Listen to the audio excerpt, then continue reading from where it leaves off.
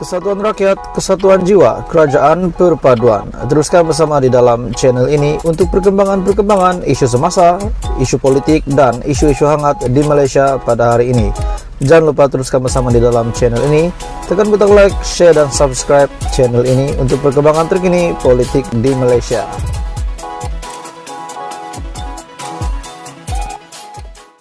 Salam sejahtera Malaysia. Oke, tuan-tuan dan puan semua, satu lagi berita hangat, isu hangat yang saya nak kongsi dengan kamu. Selamat datang ke channel Fels Lifestyle. Jangan lupa tekan butang like, share, dan subscribe supaya seluruh Malaysia tahu tentang isu-isu hangat, isu panas maklumat terkini politik di Malaysia daripada channel ini. Oke, baik tuan-tuan dan puan semua, kita teruskan. Akhirnya, satu lagi kenyataan Tun M. Selepas kita ataupun rakyat Malaysia dikejutkan dengan perletakan jawatan daripada Tun Mahathir, perletakan jawatan sebagai pengurusi pejuang, dan menjadi tanda tanya ramai orang, adakah Muklis Mahathir boleh memimpin pejuang tanpa Mahathir, ataupun Muklis Mahathir akan membawa pejuang masuk dalam Perikatan Nasional ataupun PH. Tetapi banyak ataupun ramai penganalisis politik di luar sana yang kata pejuang sebaiknya masuk ke dalam parti kerajaan karena pada tahun hadapan akan ada beberapa PRN yang akan diadakan.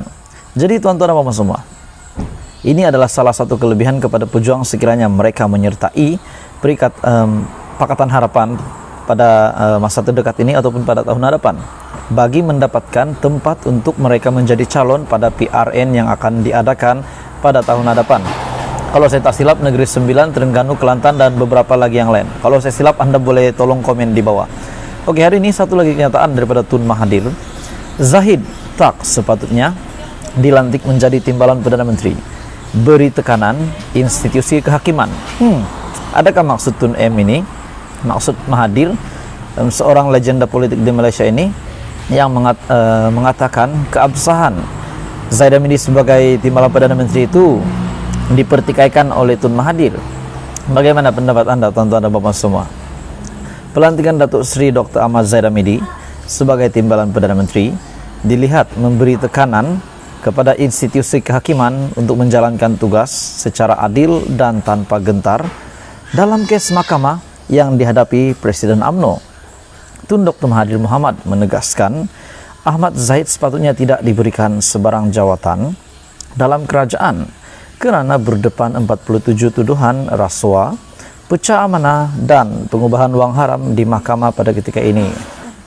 Bekas Perdana Menteri itu ataupun Mahathir berpandangan pelantikan Zaidah Midi pada hari ini sebagai individu yang kedua tertinggi berkuasa dalam kerajaan akan mengganggu mahkamah yang mungkin terpaksa membuat keputusan memihak kepadanya. Sepatutnya pelantikan itu tidak dilakukan kerana dia sedang menghadapi tindakan mahkamah, dan ada kemungkinan dia akan didapati bersalah dan dihukum. Ataupun tuan-tuan dan puan semua, dengan kenyataan daripada Mahathir bahawa mahkamah mungkin terpaksa membuat keputusan yang memihak kepada Zaidah Midi, dan semua tuduhan yang Zaidah Midi tanggung pada hari ini, 47 tuduhan rasuah, pecah amanah, dan pengubahan wang haram itu boleh dilupuskan begitu saja. Bagaimana tuan-tuan dan puan semua? Bagaimana pendapat Anda? Sekiranya Anda mempunyai pengalaman ataupun pengetahuan tentang undang-undang, Anda boleh komen di channel ini. Kita boleh berkongsi pendapat. Oke, baik, kita teruskan. Kata Tun Mahathir, orang sebegini tidak sepatutnya diberikan jawatan yang begitu tinggi kerana timbalan Perdana Menteri adalah orang yang akan ambil alih tugas Perdana Menteri jika sesuatu berlaku, dan kita akan dapat seorang Perdana Menteri yang masih berdepan tuduhan mahkamah. Jadi kata Tun Mahathir, Dr. Mahathir menegaskan Ahmad Zahid supaya meletakkan jawatan Presiden UMNO dan menolak lantikan sebagai timbalan Perdana Menteri selepas parti pimpinannya kalah teruk dalam PRU ke-15. Rupanya inti daripada kenyataan pendedahan daripada Mahathir adalah beliau ingin menegaskan Ahmad Zaidah Midi meletakkan jawatan Presiden UMNO yang pertama dan melepaskan ataupun menolak lantikan sebagai TPM selepas parti pimpinannya itu Barisan Nasional yang hanya mendapat 30 kursi pada PRU ke-15. Jadi tuan-tuan dan puan semua, apa komen Anda berita hari ini? Anda boleh komen di bawah. Teruskan bersama di dalam channel ini untuk perkembangan terkini politik di Malaysia. Salam sejahtera Malaysia, tuan-tuan dan puan-puan semua. Satu berita hangat yang saya nak kongsi dengan kamu. Satu kenyataan daripada seorang pemimpin PN yang dilihat sangat lantang mengkritik kerajaan, tidak kira di dalam dewan ataupun maupun di luar dewan. Seperti yang kita tahu, ketua pembangkang hari ini adalah Datuk Seri Hamzah Zainuddin. Namun ada banyak yang kata, banyak juga dakwaan yang kata Hamzah Zainuddin tidak layak menjadi ketua pembangkang. Kalau begitu bagus ganti Hamzah Zainuddin, menaikkan Hadi ataupun Muhyiddin Yassin sebagai ketua pembangkang.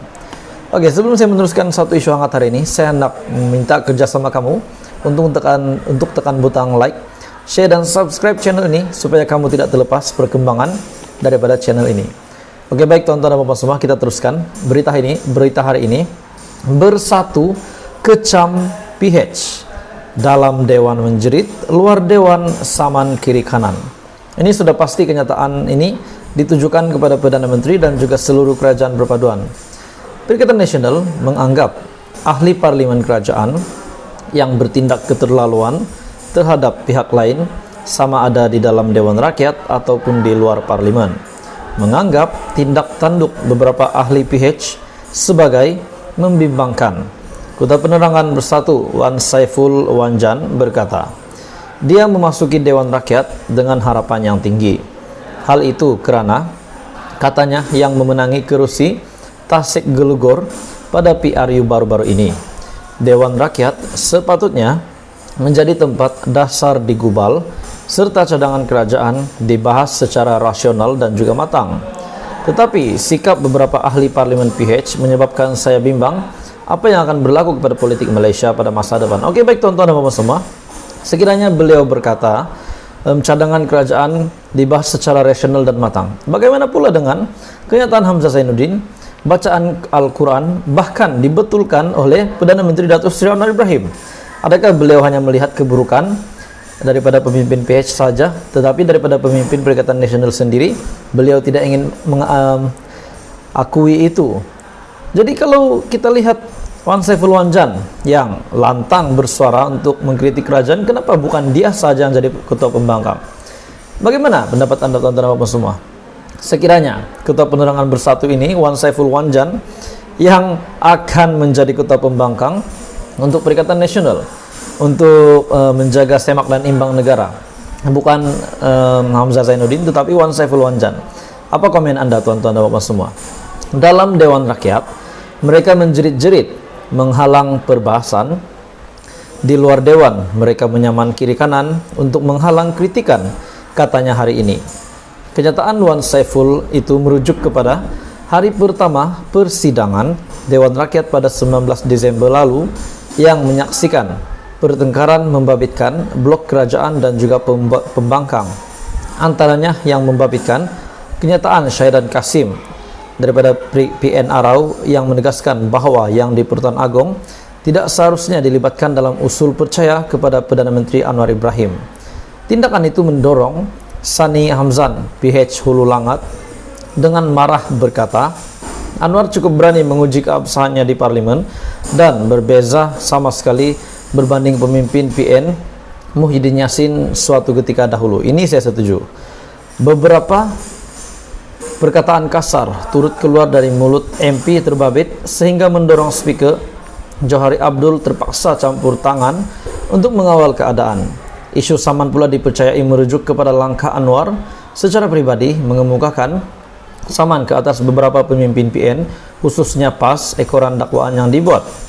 Pemimpin pembangkang yang sudah disaman Anwar ialah Muhyiddin. Selain Menteri Besar Kedah, merangkap pengarah pilihan raya PAS Pusat, Muhammad Sanusi Muhammad Nur, dan Pesuruhjaya PAS Perak Razman Zakaria. Itu adalah senarai yang sudah disaman oleh Perdana Menteri. Jadi tuan-tuan dan puan semua, apa komen Anda berita hari ini? Anda boleh komen di bawah. Teruskan bersama di dalam channel ini untuk perkembangan politik di Malaysia.